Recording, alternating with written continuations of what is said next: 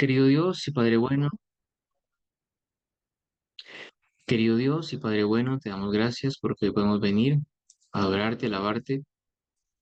En esta hermosa mañana de sábado, queremos, Señor, suplicarte que tú nos regales tu bendición, tu compañía, que nos des de tu Santo Espíritu para poder entender lo que tú deseas que nosotros en esta mañana estudiemos. Gracias por las inmensas e infinitas bendiciones que tú derramas sobre nosotros. Gracias por ser un Dios compasivo y clemente. Ayúdanos, Señor, a prepararnos para poder dar razón de nuestra fe y a poder siempre estar listos para dar testimonio de ella cuando se requiera. Danos la fortaleza para levantarnos en este día y para hacer tu voluntad. En el nombre de Jesús. Amén. Amén. Bien. Amén. Décimo capítulo del libro se llama El sábado durante las últimas 70 semanas. Hasta el momento es uno de los capítulos más largos que vamos a estudiar. Es muy probable que hoy no nos alcance la, la fracción del día sábado, ¿cierto? En la mañana, y que debamos hacer una división porque el capítulo tiene 20 páginas. Nosotros estamos interesados en estudiar detalle a detalle y no estamos interesados en estar corriendo como quien llena un requisito. Entonces, vamos a comenzar el estudio. Este capítulo, Hermano Sebastián, sí, ¿usted señor. considera que podamos utilizar también las horas de la clase bíblica para terminar el capítulo hoy? Si a usted le parece.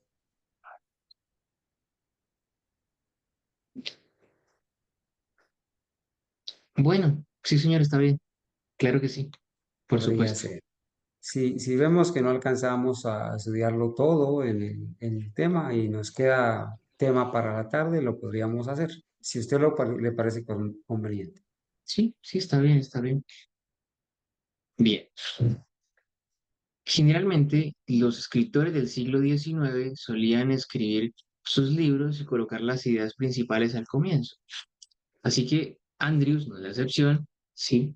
Y él comienza el capítulo hablándonos sobre la misión del Salvador, continúa sobre sus calificaciones como juez de la observancia sabática, el estado de la institución en su advenimiento, cómo estaba el sábado cuando Jesús vino aquí a la tierra, el Salvador en Nazaret, en Capernaum, su discurso en el campo de maíz, el caso del hombre con un brazo seco, el Salvador entre sus parientes, el caso del hombre impotente, del hombre que nació ciego, de la mujer atada por Satanás, del hombre que tuvo hidropecia, objeto de las enseñanzas de nuestro Señor y milagros relacionados con el sábado, injusticia de muchos antisabatistas, el examen de Mateo 24:20, el sábado no derogado en la crucifixión, el cuarto mandamiento después de ese evento, el sábado no cambiado en la resurrección de Cristo, el examen de Juan 20:26 de Hechos 2:1, la redención no proporciona ningún argumento para el cambio de sábado, el examen de Salmos 118, 22, 24 y por último, el sábado no se abolió ni se cambió hasta el cierre de las 70 semanas. Todos estos son los temas que va a tratar el capítulo. Si se dan cuenta, son temas bastante largos. Algunos temas son repetidos, como repetidos en el sentido de analizar al Salvador en diferentes momentos de su estancia aquí en la tierra y en su compartir con los seres humanos. El sábado durante las últimas 70 semanas. Entonces vamos a comenzar revisando, ¿verdad? El libro de Andrews y él comienza diciendo, en la plenitud de los tiempos, Dios envió a su Hijo para que fuera el Salvador del mundo. Este capítulo, quizá contrario a los capítulos que veníamos revisando antes, es un capítulo un poco más argumentativo. En él vamos a darnos cuenta que Andrews desarrolla más sus argumentos en pro de la explicación, en pro de la interpretación, interpretación correcta, ¿cierto?, sobre la observancia del día sábado. En la plenitud de los tiempos, Dios envió a su Hijo para que fuera el Salvador del mundo. Quien cumplió esta misión de infinita benevolencia fue tanto el Hijo de Dios como el Hijo del Hombre. Él estaba con el Padre antes que el mundo existiera, y por él Dios creó todas las cosas. El sábado fue ordenado al final de esa gran obra como un memorial para mantenerlo en la memoria duradera. el Hijo de Dios, por quien todas las cosas fueron creadas, no podría ser otro que un juez perfecto de su verdadero diseño y de su debida observancia. Es decir, Dios envió al Hijo, a su Hijo, para ser el Salvador del mundo. Y al ser su Hijo, también Dios, ¿quién mejor que Él para que fuera el juez, ¿cierto? De la raza humana. Y, por supuesto, en cuanto a la manera en que el sábado debía ser observado. Cuando se cumplieron las 69 semanas de la profecía de Daniel, el Redentor comenzó a predicar: el tiempo se ha cumplido. El ministerio del Salvador se produjo en un momento en el que el sábado del Señor se había pervertido por completo de su diseño de gracia por la enseñanza de los médicos judíos. Como hemos visto en el capítulo anterior, para la gente ya no era una fuente de refrigerio y deleite, sino una causa de sufrimiento y angustia. Recordemos que el capítulo anterior nos habla que los judíos se volvieron tan estrictos en la observancia del sábado después de su cautiverio de Jerusalén, que no volvieron, perdón, de su cautiverio en Babilonia, que no volvieron a ser idólatras ni violadores del sábado. Y ahora lo que hicieron fue que exacerbaron, cargaron sobre el sábado un montón de leyes y normas que lo único que hacía era que el día sábado fuese un día en el que era imposible operar de manera natural y se convertía en una carga. Tenían que contar los pasos, debían contar la cantidad de cosas que cargaban y un montón de normas y leyes que no iban y que no habían sido dadas por Dios. Había sido cargado de tradiciones por los doctores de la ley hasta que su diseño misericordioso y benéfico quedó completamente escondido bajo la basura de las invenciones de los hombres, siendo impracticable para Satanás. Después del cautiverio de Babilonia, después del cautiverio judío, ¿cierto? Después del cautiverio judío en Babilonia, hacer que el pueblo judío, incluso por decretos sangrientos, renunciara al sábado y lo profanara abiertamente, como, como antes, hizo que sus doctores lo pervirtieran, de modo que su verdadero carácter debía ser completamente cambiado y su observancia completamente diferente a la que agradaría a Dios. Descubriremos, dice Andrews, que el sábado nunca perdió la oportunidad de corregir sus falsas nociones, de que el Salvador nunca perdió la oportunidad de corregir sus falsas nociones con respecto al sábado, y que eligió con evidente propósito el día de reposo como el día en el que realizaría muchas de sus obras misericordiosas. Se encontrará que una parte no pequeña de su enseñanza a lo largo de todo su ministerio se dedicó a la determinación de lo que era lícito en el día de reposo. Eso es muy importante. Para explicar un hecho singular, para explicar a aquellos que piensan que Él diseñó su abrogación. Es decir, el Señor, el Salvador, estuvo aquí en la tierra y se dedicó a corregir todas las falsas enseñanzas respecto al sábado. Naturalmente, esas enseñanzas estaban relacionadas con todo lo que debía ser quitado de la mente de los hombres respecto al verdadero día de reposo. Así que el Señor, cuando comienza su ministerio, hace lo siguiente: Jesús vuelve en el poder del Espíritu a Galilea y se difundió su fama por toda la región de alrededor y enseñaba en sus sinagogas, siendo glorificado sobre todos. Y llegó a Nazaret 2, donde se había levantado, y como era su costumbre, entraba en la sinagoga el día de reposo y se levantaba para leer. Así que el Señor observaba el día sábado, encontramos que es correcto. Dios Todopoderoso observaba el día sábado. Tal fue la manera que el Salvador en relación con el día de reposo, tal fue la manera del Salvador en relación con el día de reposo. Es decir, el Señor cada sábado, ¿sí?, estaba presente para leer y compartir la palabra con sus semejantes. Es evidente que en esto se proponía mostrar su respeto por ese día. Así que el Señor, al ir a la sinagoga, nos mostraba a nosotros el respeto que Él tenía por ese día. ¿Por cuál día? Por el día sábado.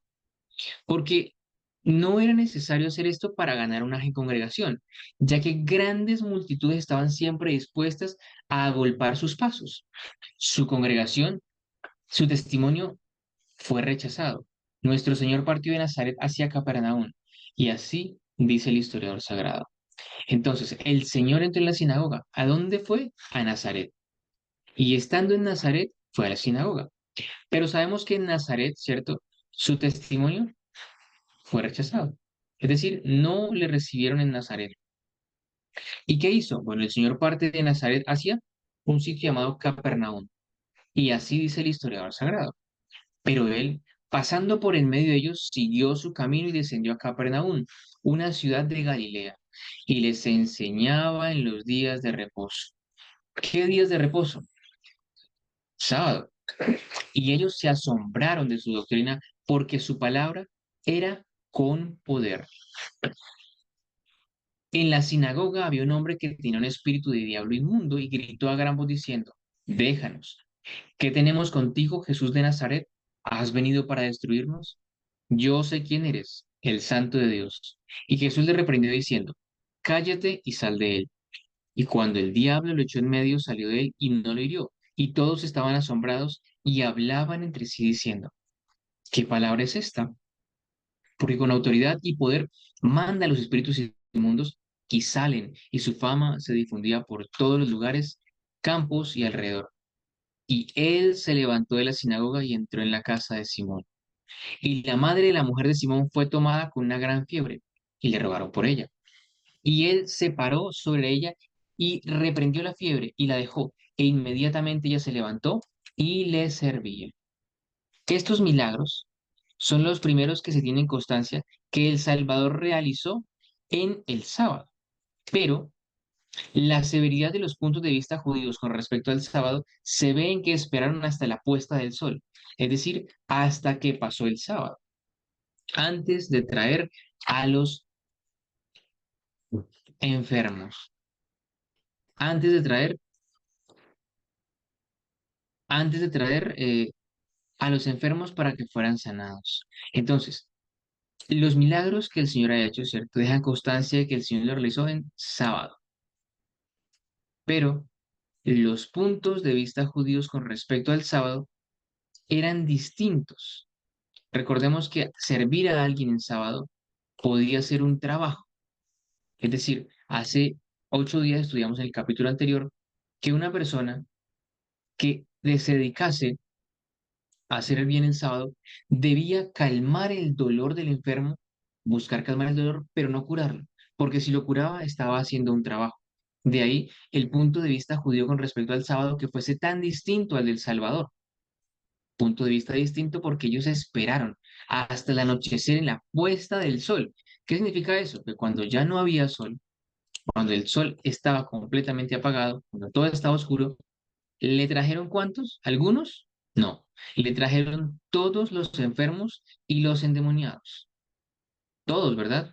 O sea que habían estado esperando el día sábado, todos ellos, porque no querían violar el mandamiento, porque en su concepción judía consideraban que sanar a alguien en sábado era hacer un trabajo, mientras que el Salvador enseñaba que no era un trabajo sanar, porque estaba permitido hacer el bien el día sábado. Y toda la ciudad se reunió a la puerta, y él sanó a muchos que estaban enfermos de diversas enfermedades, y echó fuera muchos demonios, y no permitió que los demonios hablaran porque le conocían. ¿Cuál fue la actitud del Salvador al ver que esta gente esperaba que se acabara el sábado? ¿Salió y se fue y no los curó? No, el Señor tuvo misericordia de ellos y vio que ellos estaban haciendo lo mejor que podían porque así habían sido enseñados por sus maestros. Pero aún así el Salvador hizo todo lo posible para demostrar que estaba permitido hacer el bien el sábado. La siguiente mención del sábado es de especial interés. ¿Por qué? En aquel tiempo Jesús iba un sábado por el trigo, es decir, iban cruzando un día sábado por un cultivo de trigo y sus discípulos tuvieron hambre y comenzaron a arrancar espigas y comer. Pero cuando los fariseos lo vieron, le dijeron, que le dijeron, he aquí tus discípulos hacen lo que no es lícito hacer en sábado. ¿Quiénes fueron estos? Los fariseos. ¿Y qué no era lícito hacer en sábado según ellos? Pero él les dijo, ¿no habéis leído lo que hizo David cuando tuvo hambre y los que estaban con él? ¿Cómo entró en la casa de Dios y comió el pan de la proposición? Que no le era lícito comer ni a los que estaban con él, sino solo a los sacerdotes. ¿O no habéis leído en la ley que en el día de reposo los sacerdotes en el templo profanan el sábado y son irreprensibles? El Señor le respondió y le respondió con un par de preguntas. Pero os digo que en este lugar hay uno más grande que el templo. Pero si supieran lo que esto significa, tendré misericordia y no sacrificio. No condenarían al inocente. El Hijo del Hombre es Señor aún del día de reposo. Le gustó al Señor que los fariseos le dijeran que sus discípulos no podían arrancar con sus manos trigo de las espigas en día sábado y comer. No, estaba demostrando que tomar trigo y comer o que tomar de algún cultivo y comer estaba permitido. Si nosotros leemos la ley del código sinaítico, el código dado por Dios a Moisés, vemos que cuando usted pasa por un cultivo y toma porque tiene hambre, lo necesario, lo que cabe en sus manos y usted come, usted no está robando. Pero si usted toma más allá y recoge, usted está robando. Pero aquí en este caso los discípulos no estaban robando, solamente comían y era aceptado y permitido que usted pasara por un cultivo de uvas y se veía un racimo de uvas. Si usted tenía hambre, lo podía cortar y lo podía llevar para comer. Los discípulos están haciendo eso. Están arrancando las espigas y comiendo trigo porque tienen hambre. Y a los fariseos no les gusta. ¿Y qué les dice? Y dice, tus discípulos hacen lo que no es lícito hacer en sábado. Los fariseos no señalan el cuarto mandamiento, porque el cuarto mandamiento en ningún momento está señalando que usted no puede tomar del cultivo y alimentarse en sábado. Están hablando de la palabra lícito. Y cuando hablamos de la palabra lícito, tenemos una concepción contraria que es lo ilícito. Si algo no es lícito, es ilícito. Y si algo es ilícito, puede ser un delito. Entonces, en ese sentido, entramos a hablar de algo mucho más grande que es la ley. ¿Qué ley? Bueno, la ley que ellos habían construido para su propio pueblo respecto al día sábado. No señalan el cuarto mandamiento y no están señalando la ley de Dios. Están hablando de lo que es lícito hacer en sábado.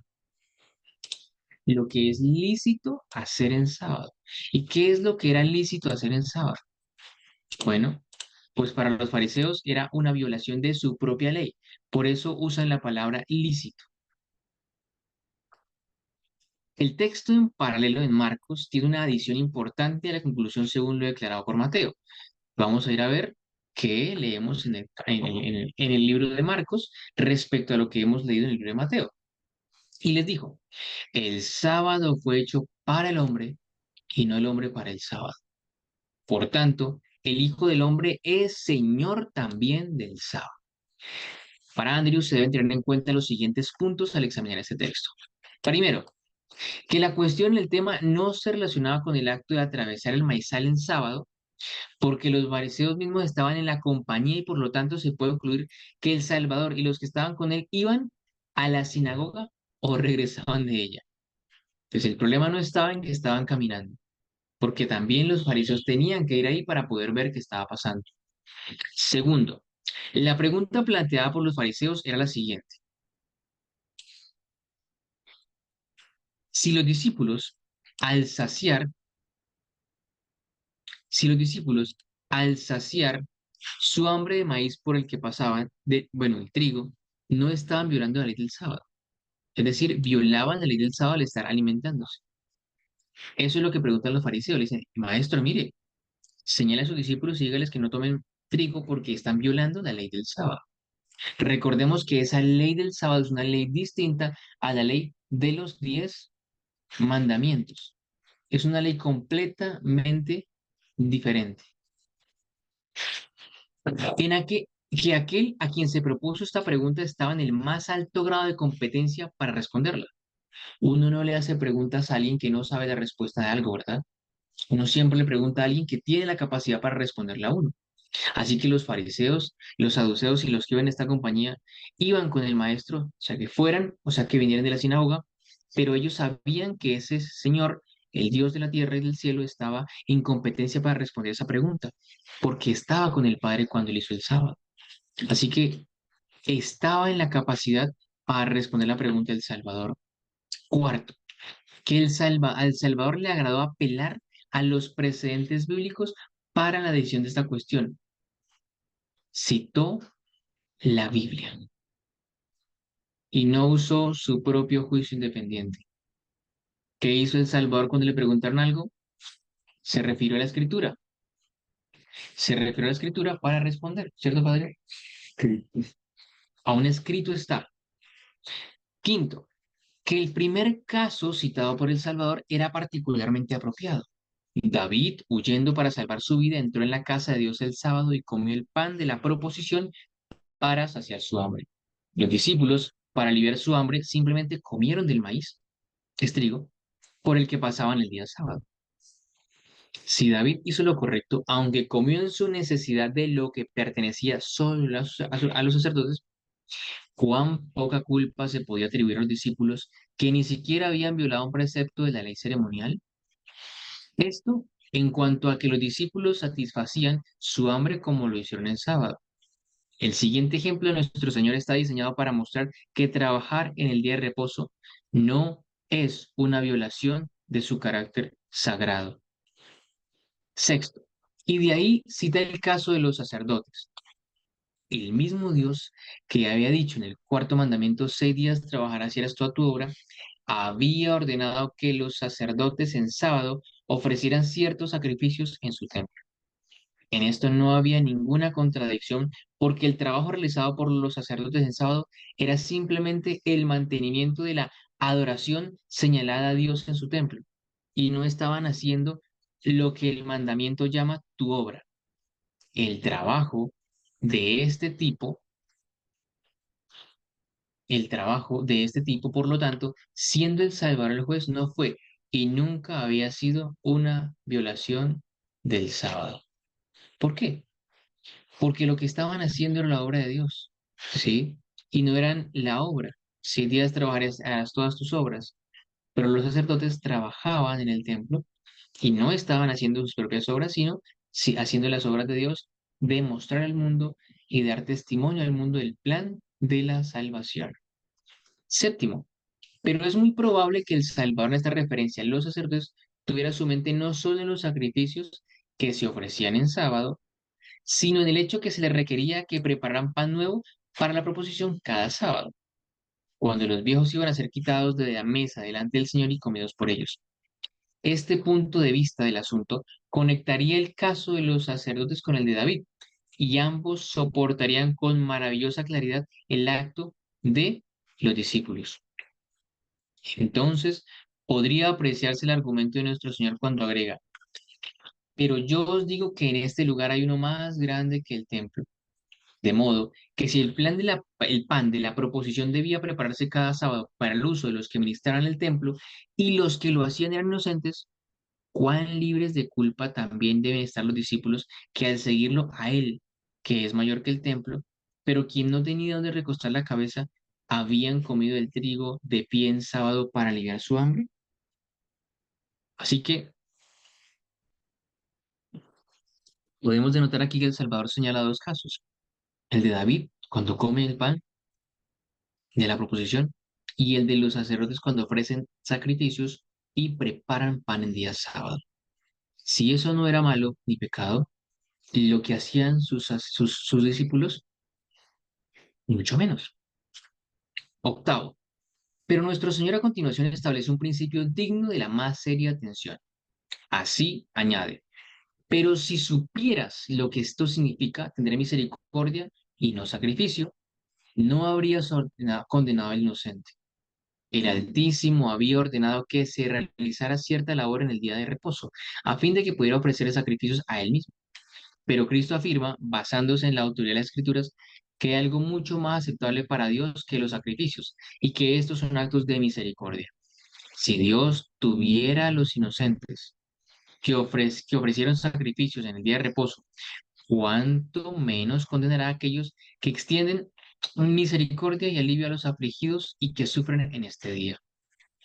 Noveno, El Salvador ni siquiera deja el tema aquí, porque añade, el sábado fue hecho para el hombre y no el hombre para el sábado.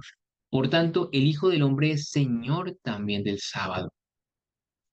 Si se hacía el día de reposo, eran necesarios ciertos actos para dar la existencia. ¿Cuáles fueron esos actos? Ok, primero, Dios descansó el séptimo día. Esto lo tenemos ya súper claro. Esto hizo que el séptimo día fuera el día de descanso o sábado del Señor. Segundo, además de descansar, bendijo el séptimo día y así lo convirtió en santo. Y tercero, lo santificó o lo apartó para un uso santo. Por lo tanto, su observancia se convirtió en parte del deber del hombre para con Dios. Debe haber un momento en que se realizaron estos actos. Y en este punto realmente no hay lugar para controversias. No se realizaron en el Sinaí, ni en el desierto de Sin, no, no en el Sinaí, ¿cierto? No en el desierto de Sin, ¿cierto? Sino en donde, en el paraíso. Y esto es confirmado sorprendentemente por el lenguaje usado aquí, por el Salvador. El sábado fue hecho para el hombre, no el hombre para el sábado. Así que el Salvador al mencionar esto está llevando a quien le responde, a su público, a sus interlocutores, a la creación. Y al decirles el sábado fue hecho para el hombre y no el hombre para el sábado, les está citando así y les recuerda en sus mentes al hombre Adán que fue hecho del polvo de la tierra y afirmando que el sábado fue hecho para Adán. Un testimonio concluyente que el sábado se originó en el paraíso. Este hecho está felizmente ilustrado por una declaración del apóstol Pablo. Ni el hombre fue creado para la mujer, sino la mujer para el hombre. No se negará que este lenguaje tiene una referencia directa a la creación de Adán y Eva. Si luego volvemos al principio, encontraremos a Adán hecho del polvo de la tierra, Eva quitada de su costado y el sábado hecho del séptimo día. Así el Salvador, para completar la solución de la pregunta planteada por los fariseos remonta el sábado al principio, como lo hace con la institución del matrimonio, cuando la misma clase propuso para su decisión la legalidad del divorcio. Su cuidadosa declaración del diseño del sábado y del matrimonio, remontando cada uno al principio en un caso, derribando su perversión del sábado en el otro, el del matrimonio, es el testimonio más poderoso a favor del carácter sagrado de cada institución. El argumento en un caso es así. En el principio, Dios creó a un hombre y a una mujer, con el propósito de que los dos fueran una sola carne. La relación matrimonial, por lo tanto, fue diseñada para unir simplemente a dos personas, y esta unión debe ser sagrada e indisoluble. Tal era la influencia de su argumento sobre la cuestión del divorcio. En relación con el sábado, su argumento es este. Dios hizo el sábado para el hombre, que hizo del polvo de la tierra, y al estar así hecho para una raza no caída, solo puede ser una institución misericordiosa y benéfica. El que hizo el sábado para el hombre antes de la caída vio lo que el hombre necesitaba y supo suplir esa necesidad.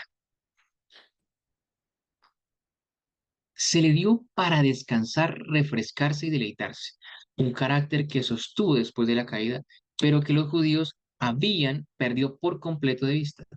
Y así nuestro Señor abre todo su corazón con respecto al sábado. Él determina cuidadosamente qué obras no son una violación del sábado. Y esto lo hace con ejemplos del Antiguo Testamento para que sea evidente que no está introduciendo ningún cambio en la institución. Deja a un lado sus tradiciones rigurosas y onerosas con respecto al sábado, remontándolo hasta su misericordioso origen en el paraíso y habiendo liberado así el sábado del rigor fariseo, y lo deja sobre su fundamento paradisiaco, reforzado por toda la autoridad y santidad de esa ley que no vino a destruir, sino a magnificar y honrar. Y por último, 10, habiendo despojado el sábado de todas las adiciones fariseicas, nuestro Señor concluye con una notable declaración. Por tanto, el Hijo del Hombre es Señor también del sábado. No fue un menosprecio el sábado, sino un honor que el único Hijo de Dios pretendiera ser su Señor. Tampoco fue despectivo para el carácter del Redentor, ser el Señor del sábado, con todos los altos honores pertenecientes a su mesianismo.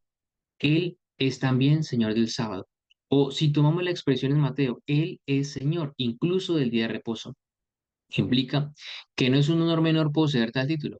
Este título implica que el Mesías debería ser el protector y no el destructor del sábado. Y de ahí que él era el ser legítimo para decidir la naturaleza apropiada de la observancia sabática. Con estas memorables palabras termina el primer discurso de nuestro Señor sobre el sábado. Desde ese momento, los fariseos observaron al Salvador para encontrar una acusación en su contra de violar el sábado. El siguiente ejemplo mostrará la malignidad de sus corazones, su total perversión al sábado, la urgente necesidad de una corrección autorizada de sus falsas enseñanzas con respecto a él y la defensa incontestable del Salvador. Es decir, no pudieron responderle al Salvador. Y saliendo de allí entró en la sinagoga de ellos. Y aquí había un hombre que tenía la mano seca. Y le preguntaron diciendo, ¿es lícito curar en sábado? Para acusarle. Y él les dijo, ¿qué hombre habrá entre vosotros que tenga una oveja? Y si ésta cayera en un hoyo el sábado, ¿no la agarrará y la sacará? ¿Mejor que una oveja? Por tanto, es lícito obrar bien en los días de reposo. Entonces dijo al hombre, extiende tu mano, y él extendió, y fue restaurada sana como la otra. Luego los fariseos salieron y tomaron consejo contra él de cómo podían destruirlo. ¿Cuál fue el acto que provocó esta locura de los fariseos? ¿Qué fue lo que hizo que los fariseos salieran a pensar en destruir al Mesías? Sencillo. De parte del Salvador fue una palabra por parte del hombre. Fue el acto de estirar el brazo. Es decir, ¿qué hizo que el Salvador fuese objeto de que ellos quisieran destruirlo? Bueno, de parte del hombre, le hizo caso al Mesías de estirar su brazo. Y de parte del Salvador, decir una sola palabra. Y la palabra le sanó el brazo. ¿Prohibía la ley del sábado alguna de estas cosas? Nadie puede afirmar tal cosa. Pero el Salvador había transgredido públicamente esa tradición de los fariseos que prohibía hacer cualquier cosa para sanar a los enfermos en sábado. Es decir, no la ley del sábado, sino era una tradición farisaica. Y cuán necesario era que una tradición tan perversa fuera barrida, si el sábado mismo se iba a preservar para el hombre. Es decir, el Señor buscaba barrer, él estaba en guerra abierta con los fariseos y con sus tradiciones. Pero los fariseos estaban tan llenos de locura que salieron de la sinagoga y consultaron cómo podían destruir al Salvador.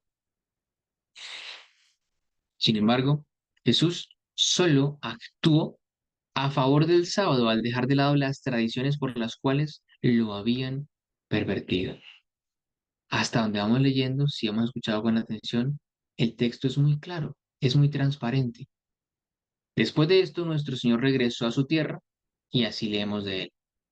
Y cuando llegó el día de reposo, comenzó a enseñar en la sinagoga. Y muchos oyéndolo estaban asombrados y decían, ¿de dónde tiene estas cosas? ¿Y qué sabiduría es esta que le ha sido dada, que aún tales obras poderosas son obra de sus manos? No muy lejos de este momento, encontramos al Salvador en Jerusalén. Y el siguiente milagro se realizó cuando, en día sábado.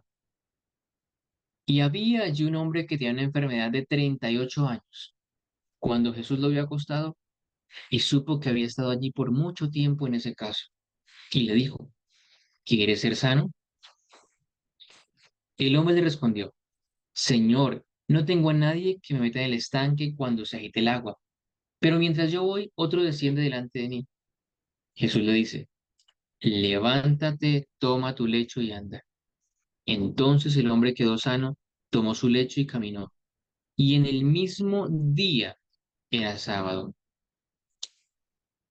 Entonces los discípulos le dijeron al que había sido curado, es sábado. Perdón, los judíos dijeron al que había sido curado, es sábado. ¿No te es lícito llevar tu lecho? Y él le respondió, el que me sanó me dijo, toma tu lecho y anda. Entonces le preguntaron, ¿quién es el que te dijo, toma tu lecho y anda? El hombre se fue y les dijo a los judíos que era Jesús, el que lo había sanado. Por eso los judíos persiguieron a Jesús y trataron de matarlo, porque había hecho estas cosas en el día de reposo.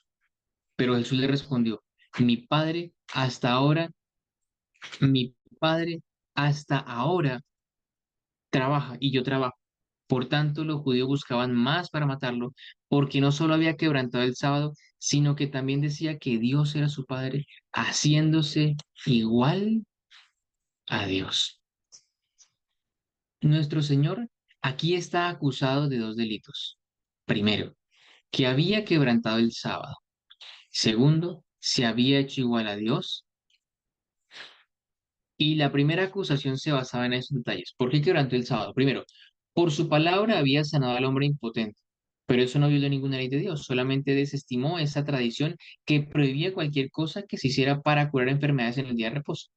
Segundo, le había indicado al hombre que cargara su cama, pero esto, como una carga, era una mera bagatela, como un manto o estera, y estaba diseñado para mostrar la realidad de su curación y así honrar al Señor del sábado que lo había sanado. Además, no era una carga como la prohíben las escrituras acerca del sábado. Tercero, Jesús justificó lo que había hecho comparando su acto de curación actual con la obra que su Padre había hecho desde el principio de la creación. Desde que el día de reposo fue santificado en el paraíso, el Padre, por su providencia, ha continuado a la humanidad. Incluso en el día de reposo, todos los actos misericordiosos por los cuales la raza humana ha sido preservada, esta obra del Padre era precisamente de la misma naturaleza de la que Jesús había hecho ahora. Estos actos no argumentaban que el Padre hasta ese momento había estimado de elegir el sábado.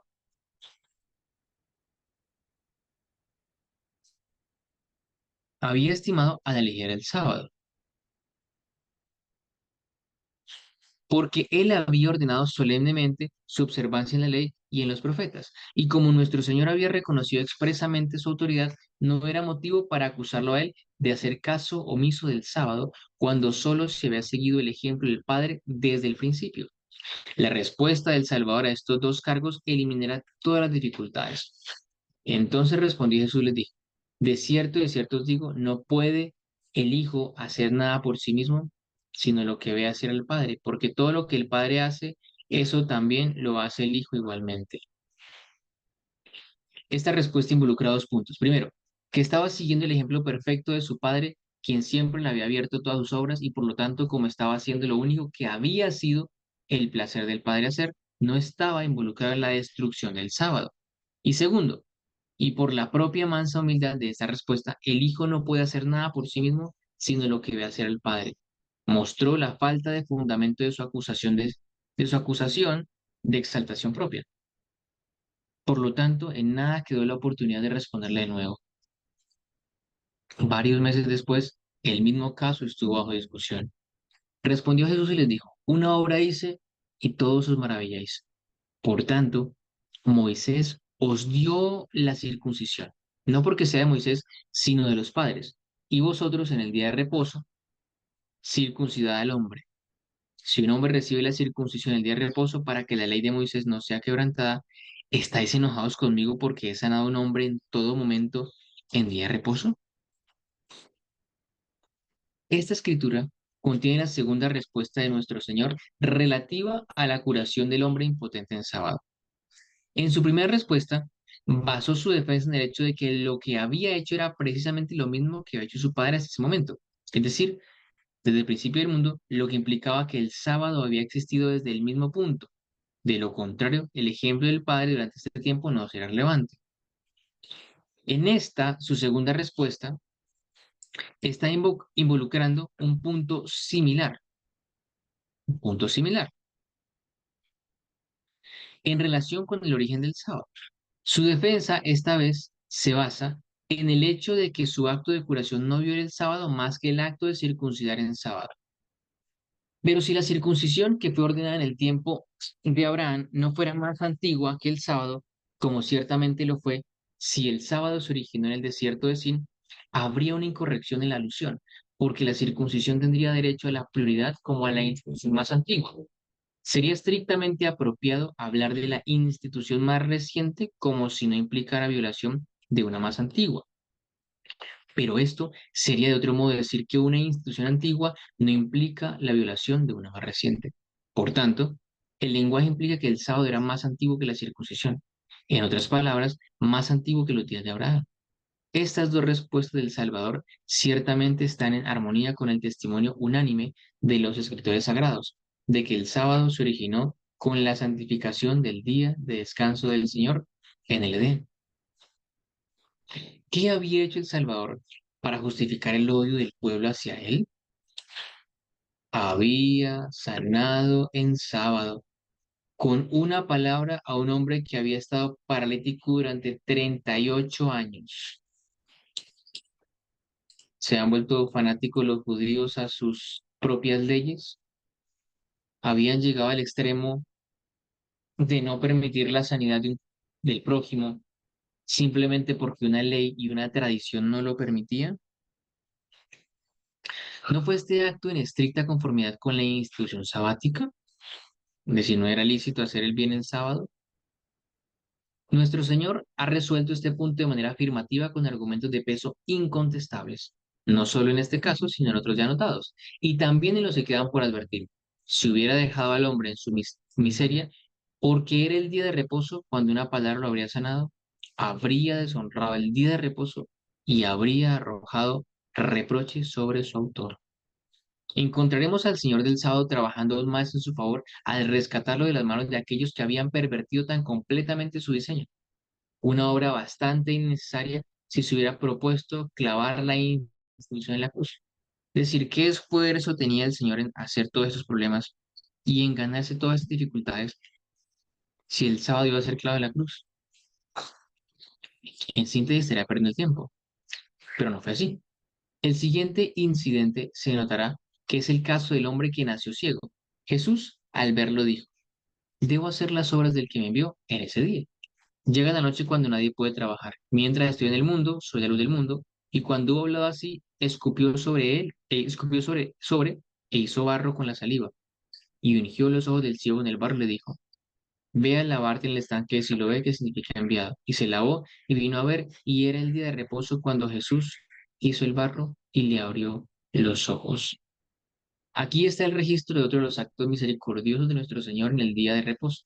Vio a un hombre ciego de nacimiento, movido a compasión por él, humedeció barro y ungió sus ojos, y le envió al estanque a lavarse. Y cuando se hubo lavado recibió la vista. El acto era igualmente digno del sábado y del Señor, y solo les corresponde a los oponentes del día de reposo ahora, ya que solo pertenecía a los enemigos de su Señor entonces. Ver en esto incluso la más mínima violación del día de reposo. Después leemos lo siguiente. Y él estaba enseñando en las sinagogas en sábado. Y he aquí, había una mujer que tenía un espíritu de enfermedad de 18 años y estaba inclinada y de ninguna manera podía levantarse. Y cuando Jesús la vio, él la llamó y le dijo, mujer, tú eres libre de tu enfermedad. Y él impuso sus manos sobre ella y enseguida ella se enderezó y glorificó a Dios. Y el jefe de la sinagoga le respondió con indignación, porque Jesús había sanado en sábado y dijo al pueblo, hay 6 días en los que los hombres deben trabajar, en ellos pues vengan y sean sanados y no en sábado. Entonces el Señor respondió y le dijo, hipócrita, ¿acaso cada uno de vosotros no suelta en sábado su buey o su asno del establo y lo lleva al abrevadero? ¿No debería esta mujer que es hija de Abraham, a quien Satanás ha tocado, y aquí estos 18 años de ser liberada de este vínculo el día de reposo? Y cuando hubo dicho estas cosas, todos sus adversarios se avergonzaron, y todo el pueblo se regocijó por estas cosas gloriosas que había hecho. No es sencillo si uno piensa en la escena, ¿verdad? El jefe de la sinagoga, el más honrado por el pueblo, el hombre a quien todos le bajan la cabeza, el Mesías le llama hipócrita, un hombre sencillo frente a un hombre encumbrado en sus tradiciones y en su sociedad. Jesús lo avergonzó delante de la multitud de la sinagoga.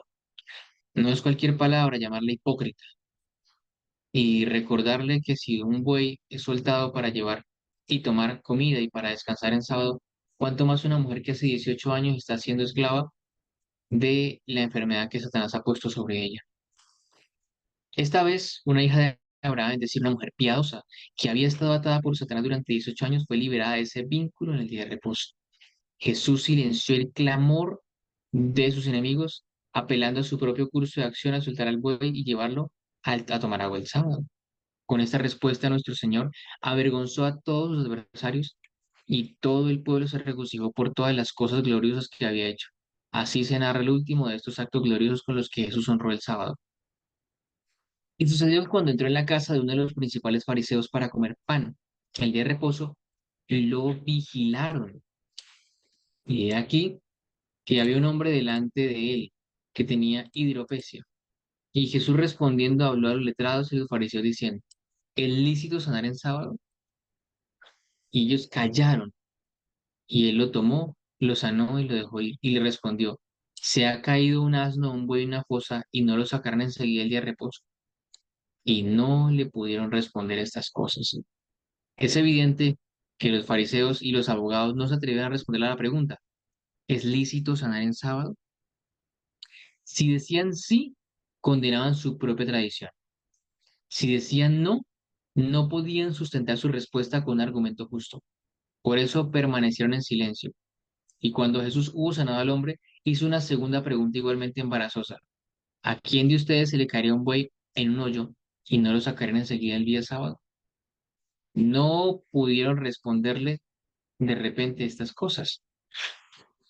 Es evidente que la discusión de nuestro Señor con los fariseos de vez en cuando en relación con el sábado los había satisfecho al fin de que el silencio en relación con sus tradiciones era más sabio que el que habla. En su enseñanza pública, el Salvador declaró que los asuntos más importantes de la ley eran el juicio, la misericordia y la fe, y su esfuerzo prolongado y poderoso a favor del sábado fue vindicarlo como una institución misericordiosa, deshaciéndose de tradiciones farisaicas, por lo que estaban pervirtiendo su propósito original. Aquellos que se oponen al sábado son aquí culpables de injusticia en dos aspectos. Primero, representan estos rigores farisaicos como pertenecientes en realidad a la institución sabática. De esta manera, vuelven la mente de los hombres contra el sábado. Y segundo, habiendo hecho esto, representan el esfuerzo del Salvador por dejar a un lado esas tradiciones como dirigidas al derrocamiento del sábado mismo. Y ahora llegamos al memorable discurso del Salvador en el Monte de los Olivos, en la misma víspera de su crucifixión, en el que por última vez menciona el sábado. Por tanto, dice, cuando veáis en el lugar santo la abominación desoladora de que habla el profeta Daniel, el que le entienda, entonces los que estén en Judea huyan a los montes, el que esté en la azotea no descienda para tomar algo de su casa, y el que esté en el campo no vuelva atrás para tomar su capa. Ay de las que estén encintas y de las que críen en esos días. Obrad pues que vuestra vida no sea en invierno ni en sábado, porque entonces habrá gran tribulación, cual nunca ha habido desde el principio del mundo hasta ahora ni la habrá.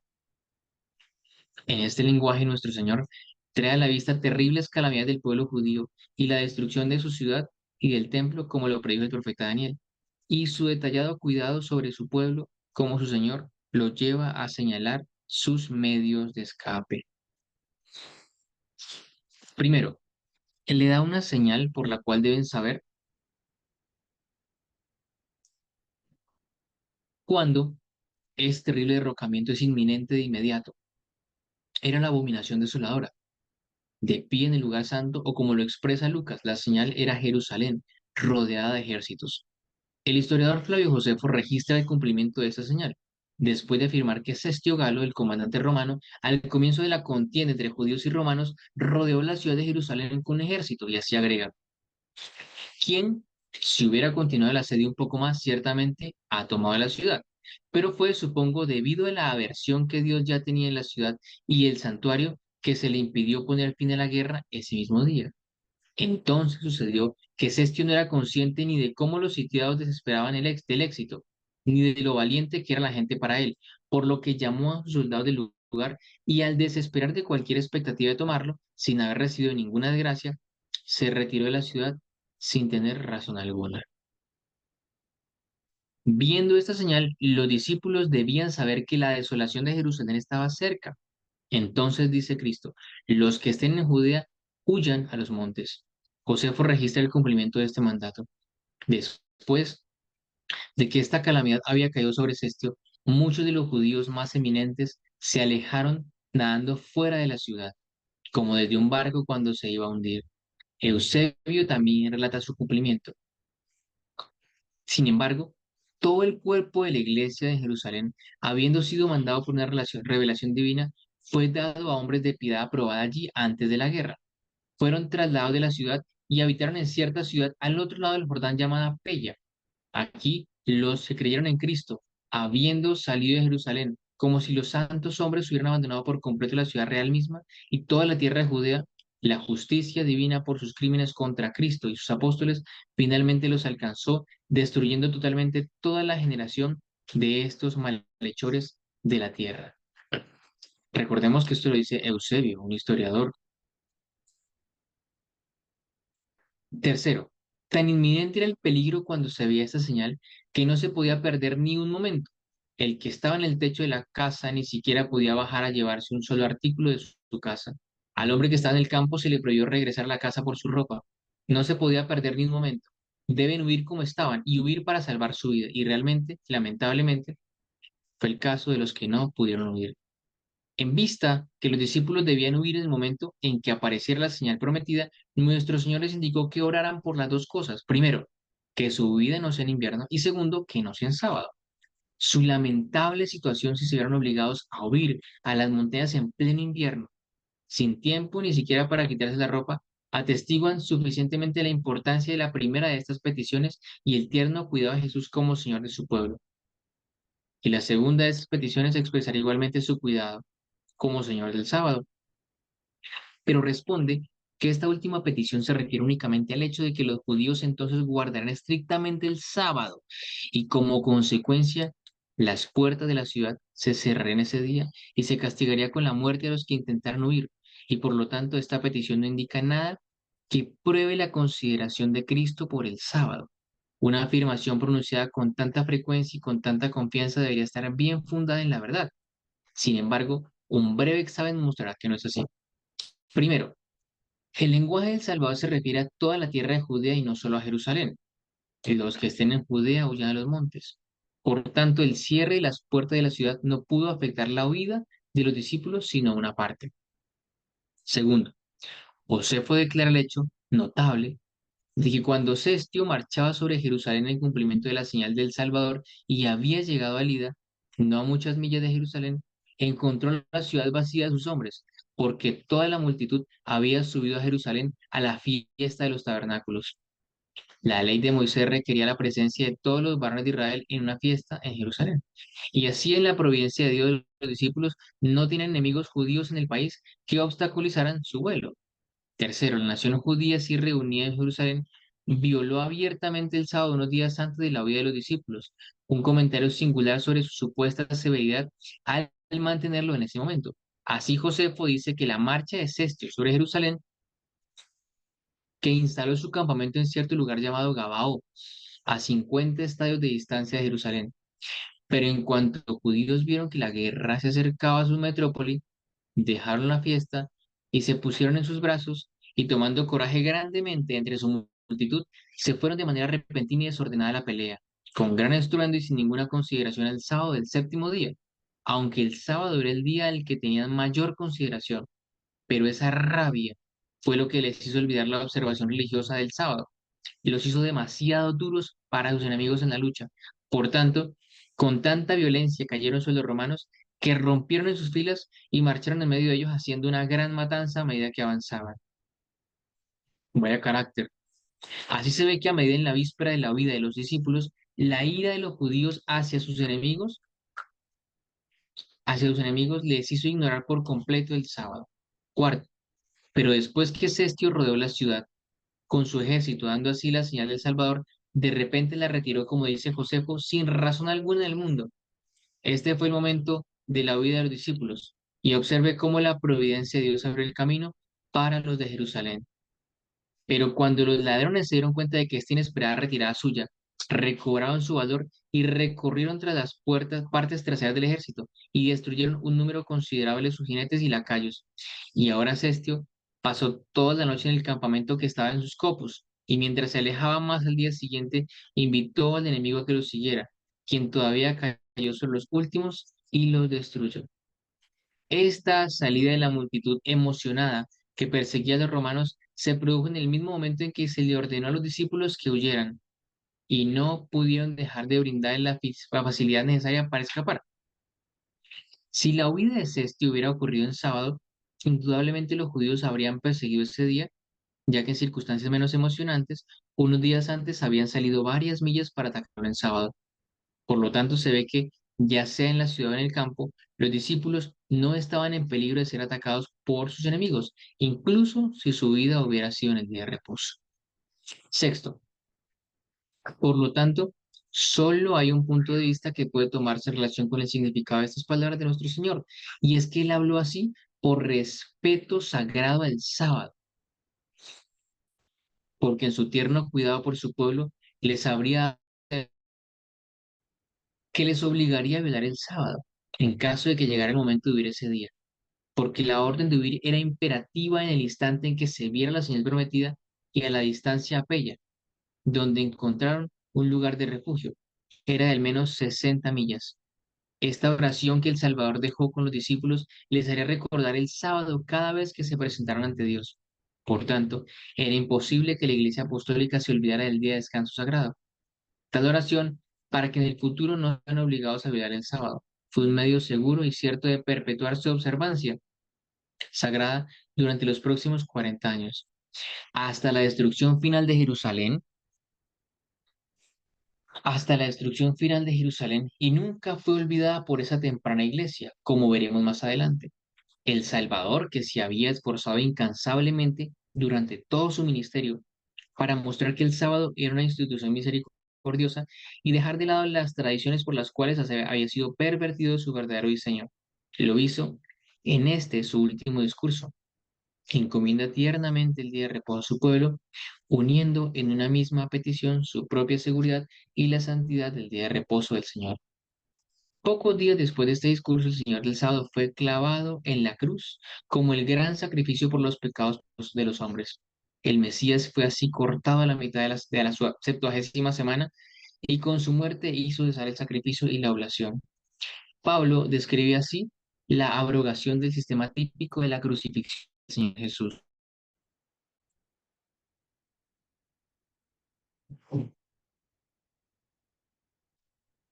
Anulando el acta de los decretos que era contra nosotros, de nos era contraria, quitándola del medio y clavando en la cruz. Por tanto, nadie es juzgado en comida o en bebida o en cuanto a días de fiesta, luna nueva o de sábados, todo lo cual es sombra de lo que ha de venir, pero el cuerpo es de Cristo. Se declara que el objeto de esta acción es la escritura de las ordenanzas. La forma de su abrogación se establece así. Primero, borrado. Segundo, clavado en la cruz. Tercero, quitado del camino. Su naturaleza se muestra en estas palabras: contra nosotros y nos era contraria. Las cosas que contenieran carnales, bebidas, días santos, lunas nuevas y sábados. Se declara que todo es una sombra de las cosas buenas por venir, y el cuerpo que proyecta esta sombra es de Cristo. Esa ley, que fuera proclamada por la voz de Dios y escrita por su propio Dios sobre las tablas de piedra y depositada bajo el propiciatorio, era completamente diferente al sistema de ordenanzas carnales que fue escrito por Moisés en un libro y colocado en el costado del arca. Sería absurdo hablar de las tablas de piedra clavadas en la cruz, o hablar de borrar o grabar de borrar lo grabado en piedra. Sería representar al Hijo de Dios derramando su sangre para borrar lo que había escrito el dedo de su Padre. Sería confundir todos los principios inmutables de la moral, representar los 10 mandamientos como contrarios a la naturaleza moral del hombre. Sería hacer de Cristo el ministro del pecado, representarlo como moribundo para destruir por completo la ley moral. Tampoco tiene, tampoco tiene de su lado la verdad el hombre que representa los 10 mandamientos como una de las cosas contenidas en la enumeración de Pablo de lo que fue abolido. Tampoco hay excusa para aquellos que destruirían los 10 mandamientos con esta declaración de Pablo, porque muestra, por último, que lo que así fue abrogado fue una sombra de las cosas buenas por venir. Un absurdo se aplica a la ley moral. Las fiestas, las lunas nuevas y los sábados de la ley ceremonial que Pablo declaró abolida como consecuencia de la abrogación de este código ya se han notado particularmente. que el sábado del Señor no está incluido en su número, y los siguientes hechos lo demuestran. No me detengo a explicar porque, como hemos visto, todo esto que él está explicando ya lo ha expresado en capítulos anteriores y lo hemos estudiado detalladamente. Primero, el sábado del Señor se hizo antes de que el pecado entrara en nuestro mundo. Por lo tanto, no es una de esas cosas que ensombrecen la redención del pecado. Dos, estar hecho para el hombre antes de la caída no es una de esas cosas que están en contra de él y contrario a él. Tercero, cuando se ordenaron los sábados ceremoniales, se distinguieron cuidadosamente del sábado del Señor. Cuarto, el sábado del Señor no debe su existencia a la escritura y las ordenanzas, sino que se encuentra en el seno mismo de esa ley que Jesús no vino a destruir. Por tanto, la abrogación de la ley ceremonial no podía abolir el sábado del cuarto mandamiento.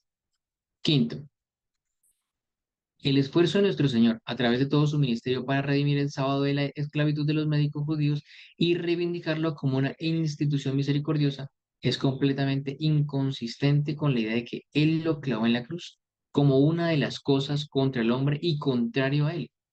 Es decir, el sábado no fue hecho como un acta, como un mandamiento para ir en contra del hombre. El sábado es una bendición para la raza humana. Sexto, la petición de nuestro Señor con respecto a la huida de los discípulos de Judea reconoce el carácter sagrado del sábado. Muchos años después de la crucifixión del Salvador, la perpetuidad del sábado en la tierra nueva no se reconcilia fácilmente con la idea de que le fue borrado y clavado en la cruz de nuestro Señor como una de esas cosas que eran contrarias al hombre. Octavo, porque la autoridad del cuarto mandamiento se reconoce expresamente después de la crucifixión del Salvador.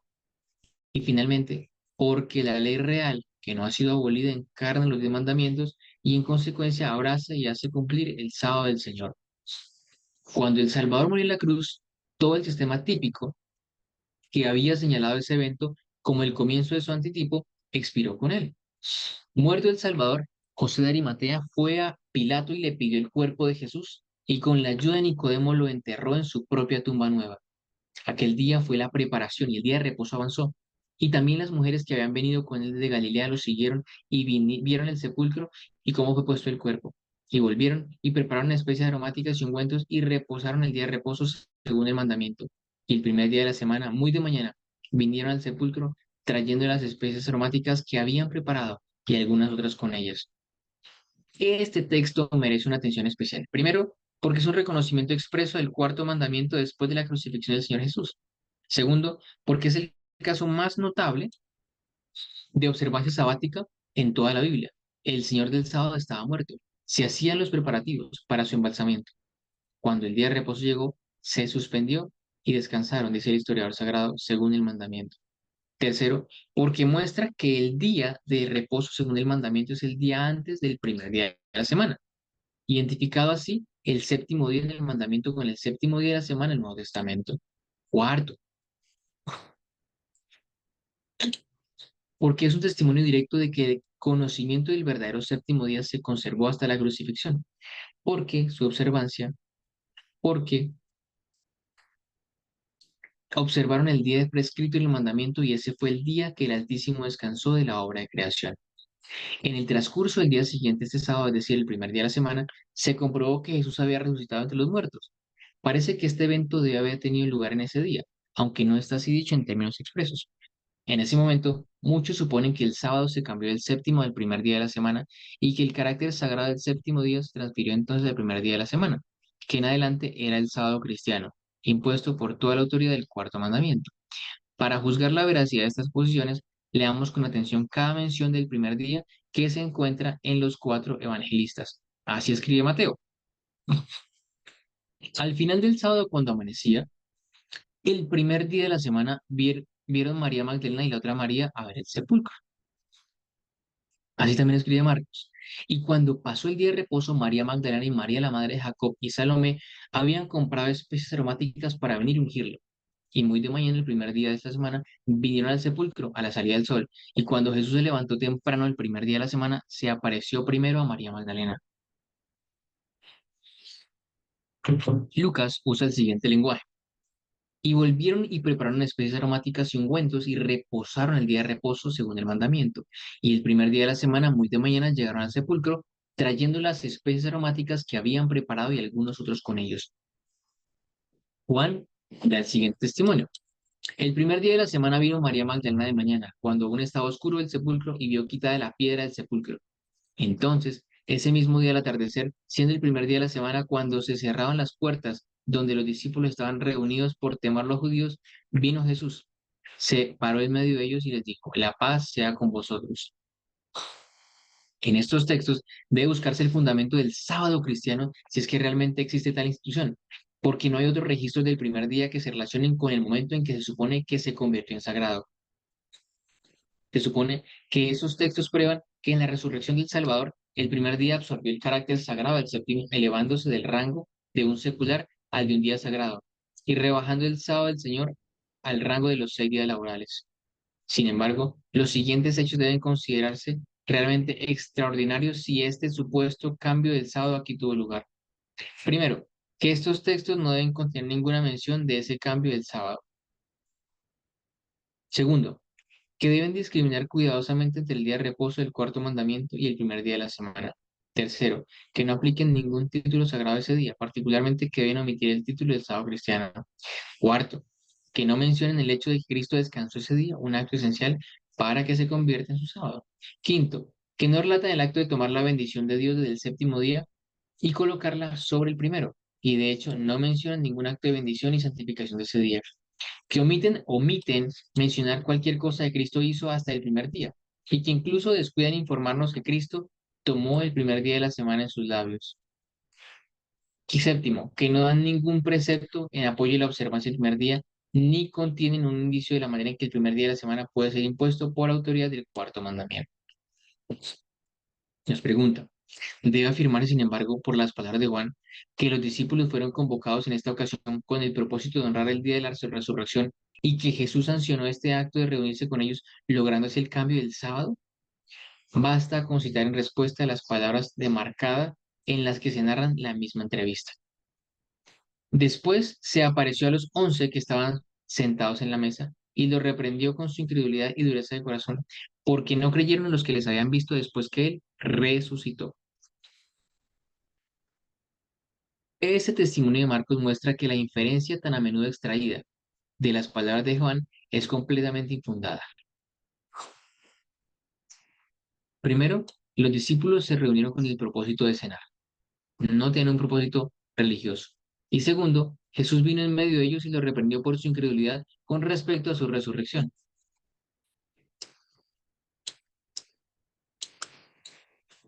Las escrituras declaran que para Dios todo es posible, sin embargo, esta declaración está limitada por la declaración de que Dios no puede mentir.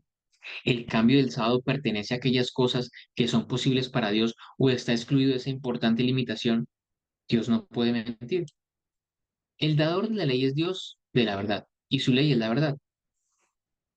Si seguirá siendo la verdad y si se cambia otra cosa y si el dador de la ley seguirá siendo el Dios de la verdad, después de haberlo hecho así, lo cambió, queda por ver. El cuarto mandamiento que se afirma que ha sido cambiado se expresa así. Acuérdate del día de reposo para santificarlo. El séptimo día es el día de reposo del Señor, tu Dios, porque en 6 días el Señor hizo los cielos y la tierra, el mar y todo lo que en ellos hay, y descansó el séptimo día. Por tanto, el Señor bendijo el día de reposo y lo santificó. Si ahora insertamos el primer día en lugar del séptimo, pondremos el asunto a prueba. Acuérdate del día de reposo para santificarlo. El primer día es el día de reposo del Señor tu Dios. Porque en 6 días hizo el Señor los cielos y la tierra, el mar y todo lo que en ellos hay. Y reposó el primer día. Por tanto, el Señor bendijo el día de reposo y lo santificó. Esto cambia la verdad de Dios en una mentira, porque es falso que Dios descansó el primer día de la semana y lo bendijo y lo santificó. Tampoco es posible cambiar el día de descanso del Creador desde ese día en el que descansó a uno de los 6 días en los que no descansó. Cambiar una parte del mandamiento y dejar el resto sin cambios no respondería, ya que la verdad que pueda es todavía suficiente para exponer la falsedad que se inserta. Se necesita un cambio más radical como el siguiente. Acuérdate del día de reposo cristiano para santificarlo. El primer día es el día de reposo del Señor Jesucristo, porque en ese día resucitó entre los muertos, por tanto bendijo el primer día de la semana y lo santificó. Después del cambio, no queda ninguna parte de la institución sabática original. No solo se omite el día de descanso del Señor, sino que también se omiten necesariamente las razones en las que se basa el cuarto mandamiento, que Dios creó los cielos y la tierra. Pero, ¿existe una edición del cuarto mandamiento como esta? Ciertamente no está en la Biblia. Es cierto que títulos como estos se aplican al primer día, nunca en las Sagradas Escrituras. ¿Bendijo y santificó el legislador ese día? Seguramente no, ni siquiera tomó el nombre en sus labios. Tal cambio del cuarto mandamiento por parte de Dios, de verdad, es imposible. Porque no meramente afirma lo que es falso y niega lo que es verdadero, sino que convierte la verdad de Dios mismo en una mentira. Es simplemente el acto de establecer un rival para el sábado del Señor, que al no tener ni santidad ni autoridad propia, se les ha ingeniado para absorber del sábado bíblico las mismas. Tal es el fundamento del primer día de reposo. Y los textos que se emplean para criar la institución sobre esa base serán notados en su propio orden y lugar apropiados. Varios de esos textos pertenecen propiamente a este capítulo.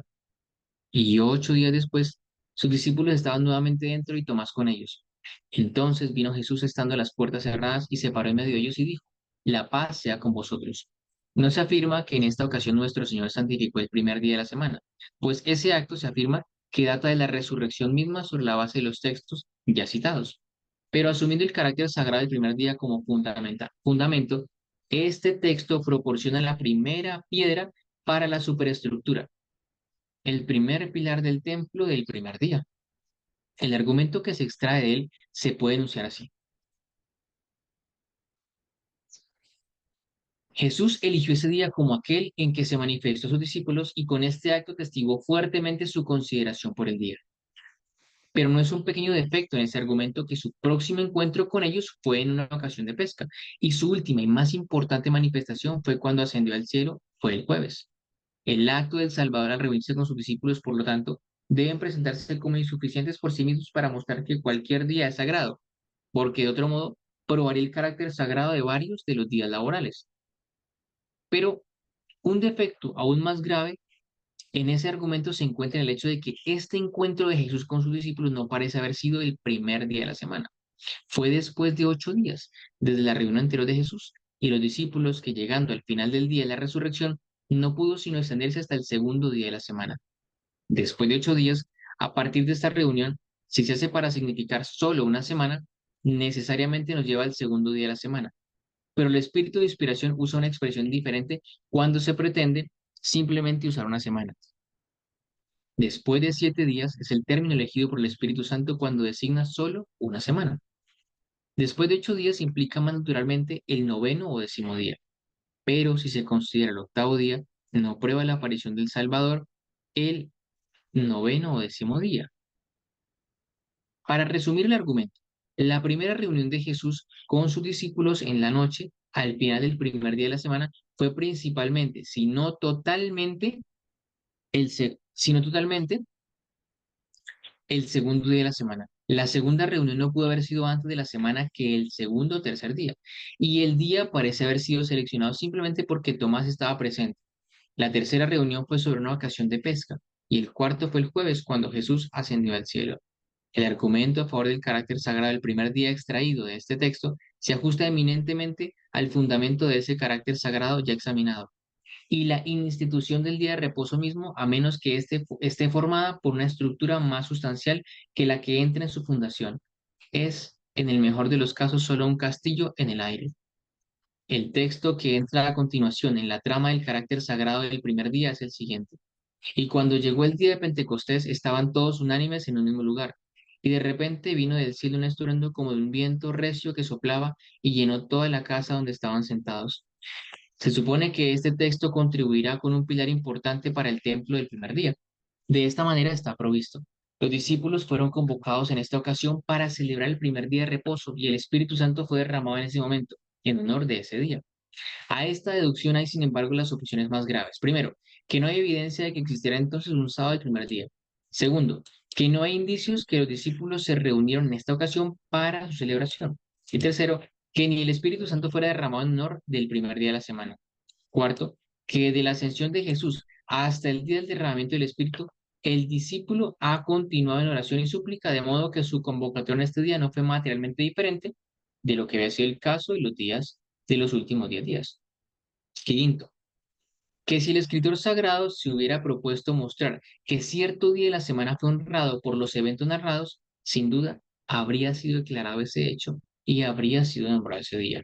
Sexto, que Lucas estaba tan lejos de nombrar el día de la semana que incluso ahora es un punto en disputa. Autores eminentes del primer día incluso afirman que el día de Pentecostés de ese año llegó al séptimo día.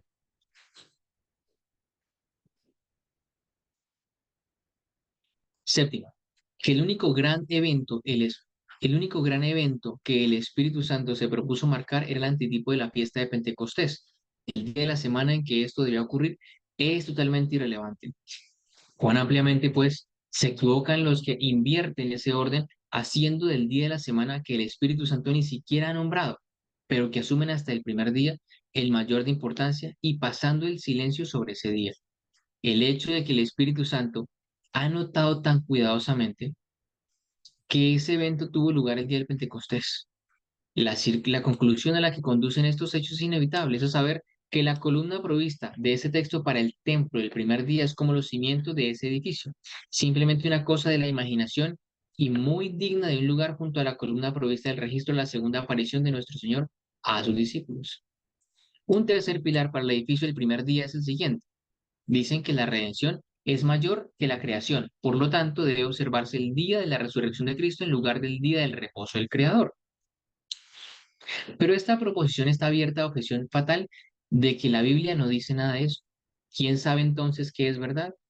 Cuando el Creador dio existencia a nuestro mundo, no previó la caída del hombre y previendo esa caída no tuvo el propósito de redimir al hombre y no sigue de ello que el propósito de la redención se mantuvo en la creación. Entonces, ¿quién puede afirmar que la redención es mayor que la creación? Pero como las escrituras,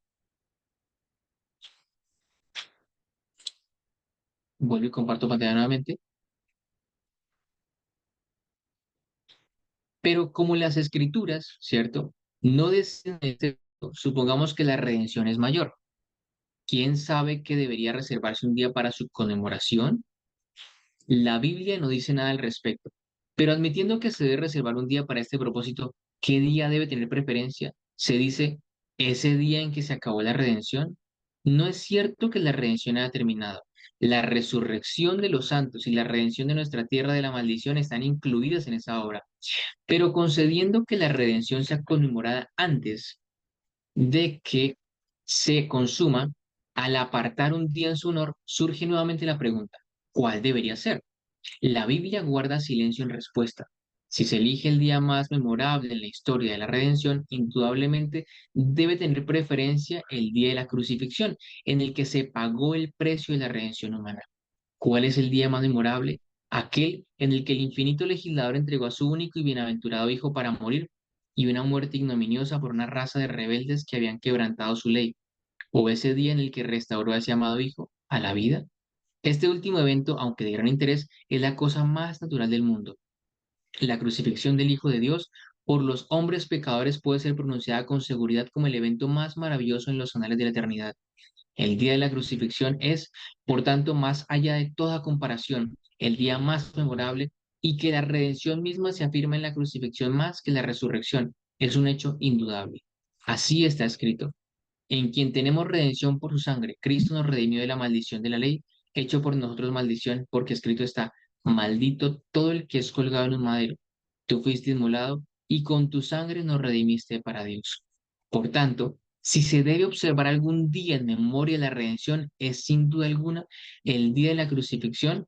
Por tanto, si se debe observar algún día en memoria de la redención, sin duda alguna, el día de la crucifixión debe tener preferencia. Pero es innecesario profundizar en este punto. No importa si se prefiere el día de la crucifixión o el día de la resurrección. El Espíritu Santo no ha dicho nada a favor de ninguno de estos dos días, pero nada se ha encargado de que el evento en cada caso tenga su propio memorial apropiado. ¿Conmemorarías la crucifixión del Redentor?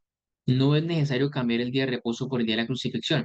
Sería un pecado presuntuoso por tu parte hacer esto. Aquí el memorial está divinamente designado de la crucifixión. Y el Señor Jesús, la misma noche que fue entregado, tomó pan y habiendo dado gracias, lo partió y dijo, toma, come. Esto es mi cuerpo que es quebrantado por ti. Hace esto en memoria de la misma manera que tomó también la copa, después de haber cenado, diciendo, esta copa es el nuevo pacto de mi sangre. Haced todas las veces que la bebáis en memoria de mí. Si coméis este pan y bebéis esta copa, anunciáis la muerte del Señor hasta que Él venga. Es la muerte del Redentor, por tanto, y no el día de su muerte lo que el Espíritu Santo ha considerado digno de conmemoración. También conmemoraré la resurrección del Redentor. No es necesario cambiar el día de reposo de la Biblia para ese propósito. El gran legislador nunca ha autorizado tal acto, pero se ha ordenado un memorial apropiado de ese evento. ¿No sabéis que todos los que fuimos bautizados en Jesucristo fuimos bautizados en su muerte? Por tanto, somos sepultados con él por el bautismo de la muerte. Y como Cristo resucitó de los muertos por la gloria del Padre, así también nosotros andemos en novedad de vida. Porque si fuimos plantados juntos a semejanza de su muerte, seremos también a semejanza de su resurrección.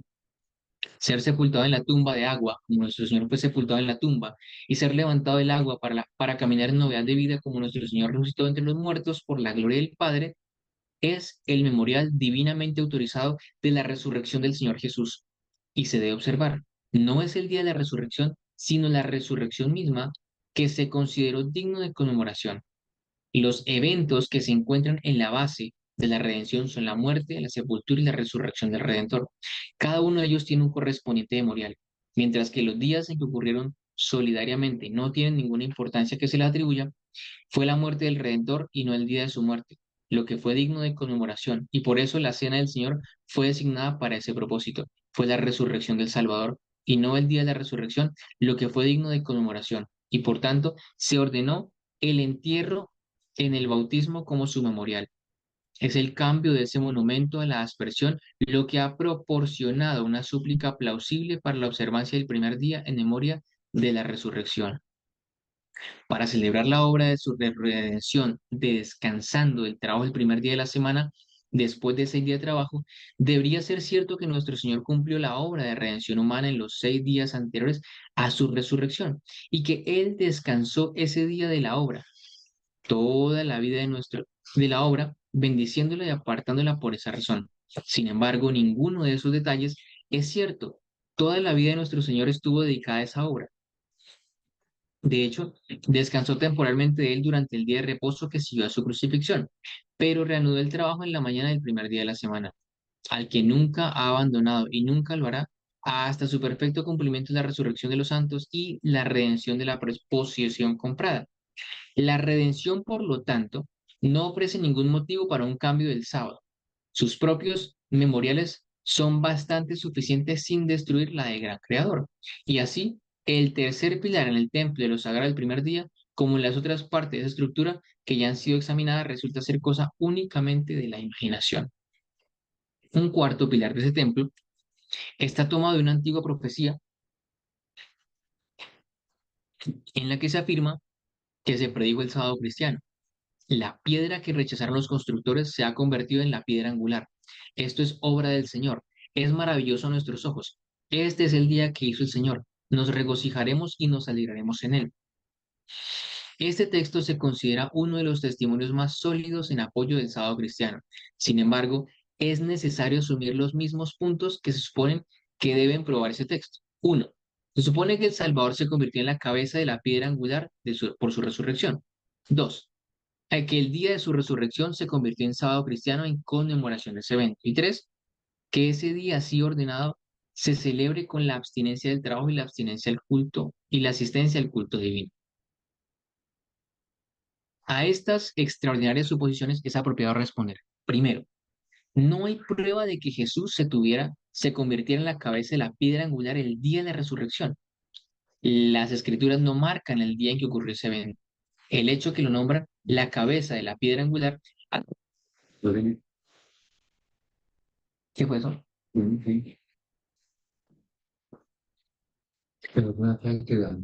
No tengo ni idea. Sonó durísimo. Ok, qué pena con ustedes, nos asustamos un poco, hubo un sonido fuerte. Las escrituras no marcan el día que ocurrió este evento. El hecho de que lo nombraran cabeza de la piedra angular hace referencia a que se convirtió en la principal piedra angular de ese templo espiritual compuesto por su pueblo. En otras palabras, se refiere a que él se convirtió en cabeza de ese cuerpo viviente, los santos del Altísimo. No parece que asumió esa posición hasta su ascensión a lo alto, donde se convirtió en la principal piedra angular, elegido y precioso. Por lo tanto, no hay evidencia de que el primer día de la semana se mencione ni siquiera en este texto. Dos, tampoco hay la más mínima evidencia de que ese día o cualquier otro día fue apartado como el sábado cristiano en memoria de la resurrección de Cristo. Tercero, tampoco se puede encontrar una, tampoco se puede encontrar una suposición más extraordinaria que la que este texto ordena en la observancia sabática del primer día de la semana. Esta escritura tiene una referencia manifiesta al acto del Salvador de convertirse en la cabeza de la iglesia del Nuevo Testamento y por lo tanto pertenece al comienzo de la dispensación del Evangelio. El día en que se regocija el pueblo de Dios en vista de esta relación con el Redentor no puede entenderse, por tanto, como un solo día de la semana, porque se les manda a regocijarse más. Pero durante todo el periodo de la dispensación del Evangelio, nuestro Señor usa la palabra día de la misma manera cuando dice, Abraham, vuestro padre, se regocijó de ver mi día y lo vio y se regocijó. Afirmar la existencia de lo que se llama el sábado cristiano sobre la base de que el texto es la predicción de tal institución es proporcionar un cuarto pilar para el templo el primer día tan sustancial como los ya probados. La 70ª semana de la profecía de Daniel se extiende 3 años y medio después de la muerte del Redentor hasta el comienzo de la gran obra para los gentiles. Este periodo de 7 años por el que hemos pasado es el periodo más accidentado en la historia del sábado. Abarca toda la historia del Señor del sábado en relación con esa institución, sus milagros y sus enseñanzas, mediante los cuales se afirma que debilitó su autoridad, su muerte, en la que muchos afirman que la abrogó, y su resurrección, en la que un número aún mayor declara que lo cambió al primer día de la semana. Sin embargo, hemos tenido la evidencia más amplia de que cada una de estas posiciones es falsa y que el comienzo de la gran obra para los gentiles fue testigo de que el sábado del cuarto mandamiento no se debilitó, derogó ni cambió. Hemos terminado el capítulo número 10 de el libro de historia del sábado, el primer día de la semana. Como hemos podido revisar a lo largo de este capítulo, hemos encontrado una serie de argumentos que Andrews presenta y está escrito de manera argumentativa en favor del sábado. Como vemos, hay dos momentos del capítulo. El primer capítulo tomó los mensajes de Jesús a sus discípulos y la manera en que estos mensajes fueron tomados para explicar y para exponer la importancia del sábado en su momento frente a las tradiciones que tenían los judíos de aquel entonces sobre la observancia del sábado. El Señor le quitó al sábado esa carga y lo dejó como Él lo había puesto en el Edén. Un sábado en el que era posible servir al prójimo, un sábado en el que era posible trabajar para el Señor y un sábado que no tenía todas las rigurosidades que los judíos llegaron a colocarle después de que retornan de Babilonia y nunca más vuelven a la idolatría. Y el segundo momento del capítulo abarca todo lo que tiene que ver con los argumentos que las personas que defienden el domingo, primer día de la semana como el día de descanso, presentan respecto a la resurrección del Salvador y respecto a los acontecimientos que ellos consideran que son de importancia en la iglesia primitiva. Es decir, comienzan a omitir una serie de cuestiones, pero comienzan a recalcar otras. Por ejemplo, que Pablo predicaba el primer día de la semana o las reuniones alusivas el primer día de la semana. Estas reuniones, Andrews demuestra que no tenían un carácter religioso en sí, pese a que quizá reconocieran a Dios como en los demás días de la semana toca reconocerle, pero no se reunían para tener un carácter específico relacionado a un día como fuese el día sábado. Así Andrews nos termina por demostrar en síntesis, en suma, en conclusión, que el sábado durante las últimas 70 semanas tuvo un carácter sagrado y el Salvador se esforzó hizo todo lo posible y logró demostrar que el sábado tenía su vigencia y por ende debía ser guardado. Incluso más allá de su muerte, después de su resurrección, el sábado continuó siendo guardado durante la iglesia primitiva, durante el primer siglo de esta iglesia pura de los apóstoles. Tuvieron el sábado como el día de reposo y el primer día de la semana como un día laboral. Hemos terminado el estudio del capítulo número 10 y esperamos que nos acompañen el próximo sábado estudiando el capítulo número 11, el sábado durante el ministerio de los apóstoles. Vamos a ir de rodillas, por favor, para dar gracias a Dios por este estudio que nos ha permitido tener.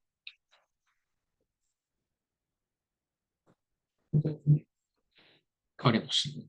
Querido Dios y eterno Padre, damos gracias infinitas por este día que nos permites estudiar tu palabra, que nos permites leer el capítulo número 10 sobre el sábado durante las últimas 70 semanas. Damos gracias porque tú nos has mostrado que tú defendiste el sábado, que tú lo cuidaste, que tú presentaste la institución sagrada en el carácter correcto en que debía ser presentado a tus discípulos y a tu pueblo.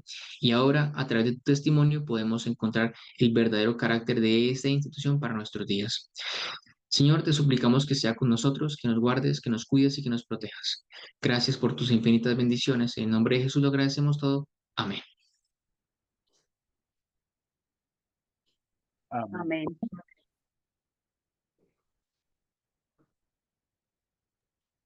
Amén. Amén. Amén. Y feliz sábado, los hermanos. Señor les bendiga grandemente. Bueno, agradecemos a Dios, Amén. Gracias. hermano Sebastián, agradecemos a Dios por habernos permitido en esta mañana estudiar de esta manera eh, dentro del tema de la historia del Santo Sábado. Ya la intervención del creador del sábado, nuestro Señor Jesucristo, eh, en la época donde Él vino a nacer en esta tierra y pudo dar testimonio de su eternidad, del Santo Sábado y de la manera en cómo se guardó. ¿Quién mejor que el creador del Santo Sábado pudo demostrar que estaba vigente aún para sus días y enseñó que ni una jota ni una tilde pasará de la ley hasta que todo eh, pase, ¿verdad? El cielo y la tierra pasarán, mas mis palabras no pasarán. Podemos afirmarnos entonces en la verdad del Santo Sábado, del verdadero sábado, no del sábado cristiano, que es el domingo, sino del séptimo día de la semana. El verdadero sábado en nuestra época, en esta crisis que hemos entrado, en el debate, en la lucha que hay entre el verdadero sábado del Señor de la Biblia y el falso sábado del mundo cristiano. Hermano Sebastián, muchas gracias. Dios lo bendiga. Y igualmente, apreciados hermanos, Dios los bendiga. Esperamos que este estudio nos haya ayudado a afirmarnos en la verdad del Santo Sábado que tanto se requiere para nuestros días. Quiero decirles, hermanos, que hablando de esto, en las horas de la tarde, bueno, hemos terminado, ¿cierto, hermano Sebastián, con el capítulo? Entonces, eso quiere decir que se tomará la vacación esta tarde y este servidor estará presentando entonces el tema que con la ayuda de Dios, hermanos, voy a anunciarlo desde ya porque es un tema muy importante para nuestros hermanos que nos están viendo también por el YouTube. Este tema que vamos a presentar esta tarde se llama así: Estados Unidos a un paso de repudiar su constitución. Solo faltan 4 estados por apoyar la Convención de Estados y reescribir la Constitución. Esto, hermanos, es algo muy delicado, muy importante. Considero que es demasiado importante analizar lo que, lo que la palabra de Dios dice, ¿cierto? Lo que los testimonios, perdón, yo no he estado compartiendo pantalla, hermanos, hasta ahora me doy cuenta, escúchenme, aquí está el tema, y lo quiero presentar para que mis hermanos tomen el interés. Entonces aquí estamos viendo, ¿cierto? Estados Unidos a un solo paso de repudiar su constitución. Solo faltan 4 estados para apoyar la Convención de Estados y reescribir la Constitución, especialmente en el preámbulo y en la primera enmienda. Así que, hermanos, quiero decirles que este tema cobra mucha importancia, ¿verdad?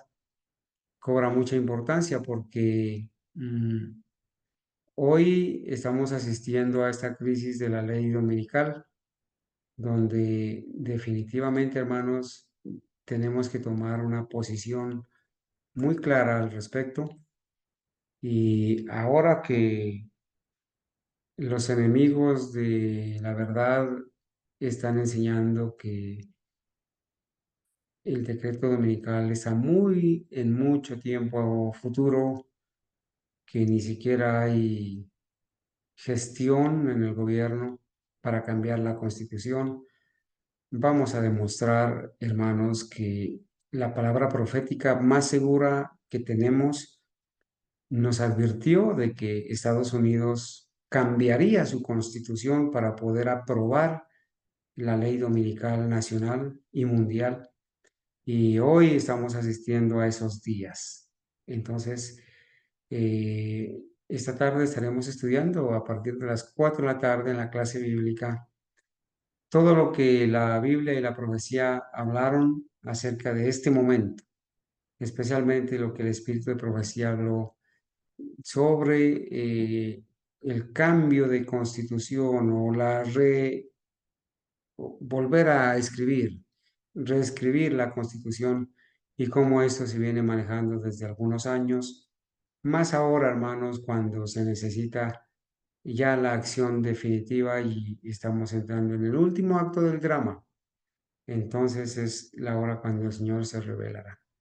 Hermanos, Dios les bendiga. Esta tarde continuamos, almuercen como para el Señor y bueno, los dejamos entonces con unos himnos para honra y gloria de Dios.